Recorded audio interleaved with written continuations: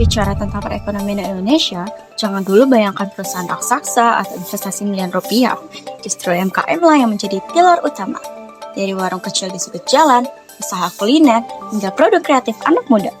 UMKM sudah terbukti menjadi penopang saat krisis. Pertanyaannya, bagaimana kita bisa memperkuat UMKM agar benar-benar menjadi fondasi ekonomi nasional yang kokoh? Itulah yang akan kita bahas dalam editorial kali ini. Usaha mikro kecil dan menengah memegang peran vital dalam perekonomian Indonesia. Hingga akhir tahun 2024, jumlah UMKM mencapai 64,2 juta dengan potensi bisnis lebih dari 2.000 triliun pada 2025. Sektor ini menyumbang 60% produk domestik bruto dan menyerap lebih dari 90% tenaga kerja. Namun, mayoritas UMKM masih berada pada kategori mikro dengan keterbatasan modal, laba yang kecil, serta akses pembiayaan yang rendah. Kondisi ini memperlihatkan bahwa peran UMKM yang begitu besar belum sepenuhnya diimbangi dengan dukungan nyata, baik dari pemerintah maupun lembaga keuangan.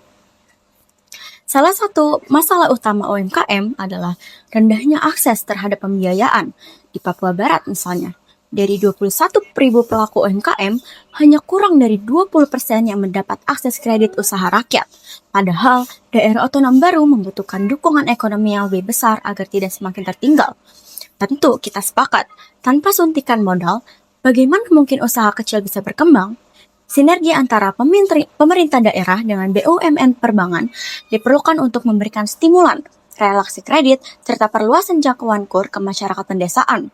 Bukan hanya akses modal, pelaku UMKM juga membutuhkan edukasi keuangan agar usaha mereka dapat tumbuh secara berkelanjutan.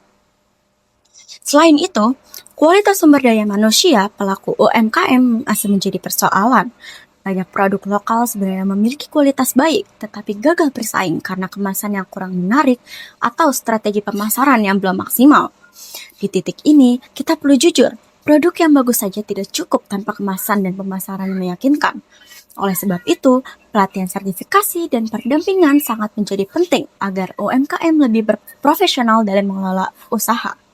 Penguatan kapasitas ini juga diintegrasikan dengan sektor pariwisata sehingga UMKM dapat mendukung promosi dari daerah sekaligus membuka lapangan kerja baru.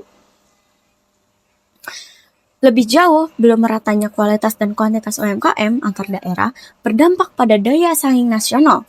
Tanpa pembinaan yang berkelanjutan, UMKM akan sulit naik kelas dan hanya bertahan dalam lingkaran usaha mikro dengan omset rendah.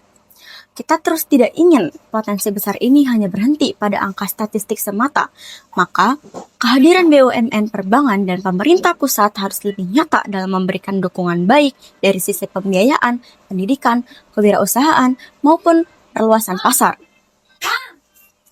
UMKM ini terbukti sebagai penopang utama perekonomian nasional, namun potensi besar ini tidak akan optimal tanpa dukungan serius dari semua pihak. Apakah kita rela melihat pelaku usaha kecil terus tertinggal hanya karena akses terbatas? Pemerintah BUMN dan pemerintah daerah harus bersinergi memperkuat akses pembiayaan, meningkatkan kualitas SDM, serta memperbaiki strategi pemasaran UMKM. Dengan demikian, UMKM tidak hanya mampu bertahan, tapi juga berkembang sebagai pilar utama ekonomi yang inklusif.